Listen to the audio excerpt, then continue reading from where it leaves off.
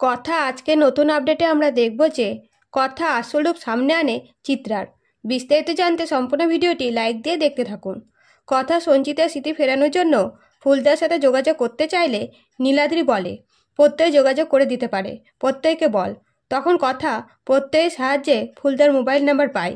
তখন কথা সঙ্গে সঙ্গে ফুলদাকে ফোন করে বলে, আপনি ফুলদা বলছেন তো? সঞ্চিতাকে চেনেন? তখন ফুলদা বলে, হ্যাঁ, আমাদের বাড়ির পাশে থাকতো। কেন, কি হয়েছে?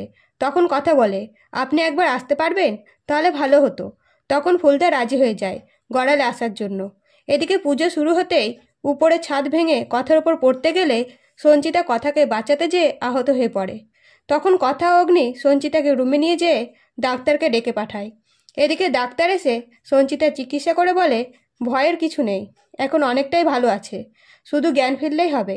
তখন কথা একাই বসে কাঁদতে থাকলে অগ্নি এসে কথাকে শান্ত করে আর বলে, মায়ের কিছু হবে না, ডাক্তার তো বলেছে আউট অফ ডেঞ্জার, এখন ঘুমের ওষুধ দিয়েছে, তাই ঘুমোচ্ছে।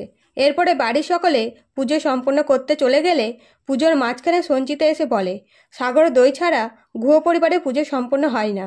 এই কথা শুনে অগ্নিও কথা বুঝতে পারে যে সঞ্চিতার জ্ঞান ফিরে এসছে, তাই খুব খুশি হয়ে যায় আর কথা বলে, মা, তোমার যখন মনে পড়েছে তাহলে এবার তুমি পুজো করবে, কারণ তুমি এবাড়ির বড় বউ। তখনই কর্তা দাদু এসে বলে, থাম তোরা, আগে নিজেকে নির্দোষ প্রমাণ করুক, তারপর পুজো। তখন কথা বলে, আসল দোষী হলো মেজমা।